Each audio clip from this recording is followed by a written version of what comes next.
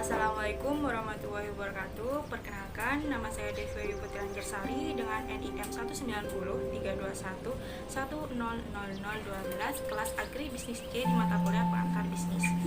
Di sini saya akan mengulas materi review kemarin pada tanggal 28 September yang dijelaskan oleh pemateri kita, yaitu Kang Sandi Oktasusila. Beliau ini adalah seorang pengusaha muda di bidang sektor pertanian dengan tema membuka cakrawala tentang petani milenial di era 4.0. Yang saya tangkap di wabah pandemi COVID-19 ini hanya ada 3 potensial winner yang berkembang saat ini, yaitu kesehatan, makanan, dan juga pendidikan. Sedangkan pertanian ada di tengah-tengah mereka. Sektor pertanian adalah sektor yang berdiri sampai saat ini dan dapat bertahan dalam keadaan apapun. Sektor pertanian bukan hanya yang langsung terjun ke dalam lapangan, namun sektor pertanian dapat bekerja di bagian hilir maupun di bagian pemasaran.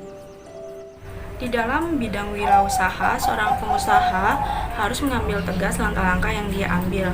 Semuanya harus direncanakan dengan sangat matang. Bila ingin memulai bisnis, kuatkan terlebih dahulu core bisnis, jaringan, dan jangan sampai ada ekspansi.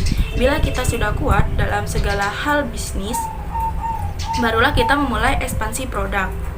Bisnis sendiri memiliki arti, yaitu B. Berbasis ilmu pengetahuan, I. Inovatif, S. Strategi, N. Niat, I. Informasi dan teknologi, S. Supel.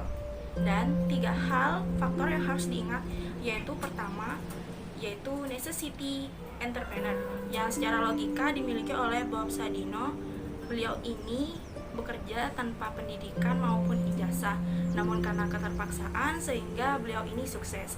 Yang kedua yaitu replikatif entrepreneur atau duplikatif entrepreneur, yang artinya menduplikasi suatu bisnis, seperti contohnya capcin dan kebab yang akhirnya melebar kemana-mana.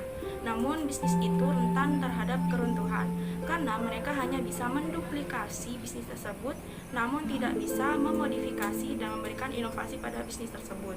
Yang ketiga yaitu inovatif entrepreneur, bisnis yang dilakukan dalam suatu permasalahan dengan basis pendekatan, niat, dan juga ilmu yang telah ditekuni. Lalu Kang Sandi juga berkata, buatlah program kerja dari sisi perkuliahan maupun perencanaan, karena itu bisa menjadi kompas sampai mana impian kita bisa terwujud. Beliau juga memberikan contoh di perusahaan beliau pada pasca panen di MDP, yaitu yang pertama ada sertasi dan grading, lalu pembersihan, penyimpanan, dan barulah ke bagian distribusi.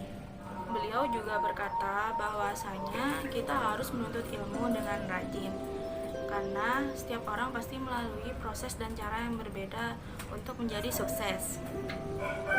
Tidak hanya hard skill yang kita asah, namun soft skill yang kita miliki harus kita kembangkan, seperti halnya kita mengikuti organisasi, menyelesaikan suatu masalah dengan memimpin seseorang, lalu bisa berbicara di depan banyak orang.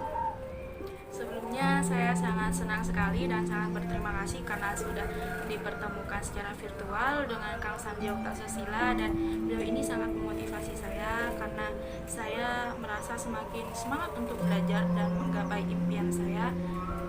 Saya minta maaf apabila ada kesalahan maupun kekurangan. Sekian dari saya. Wassalamualaikum warahmatullahi wabarakatuh.